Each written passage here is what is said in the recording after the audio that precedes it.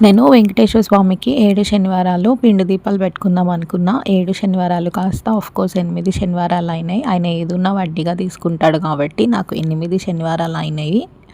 And first 2 weeks పెట్టుకున్న తర్వాత third week కూడా నేను ఇంట్లో సేమ్ అలాగే పిండి దీపాలు పెట్టుకున్నాను.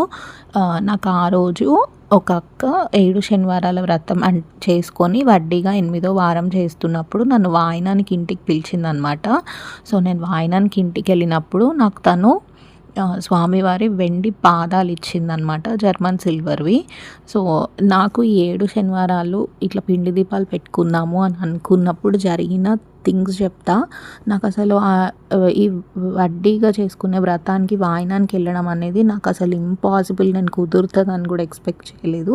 బట్ దెన్ స్వామి అయితే నాకు కుదిరేలా చేశారు. నేను వెళ్ళి వ్రతం అటెండ్ అయ్యి నేను వాయినం తీసుకున్నాను. నాకు ఆ వాయినంలో వెండివి ఆయన పాదాలు వచ్చినాయి. సో నాకైతే చాలా ఓవర్‌వెల్మింగ్ అనిపించింది.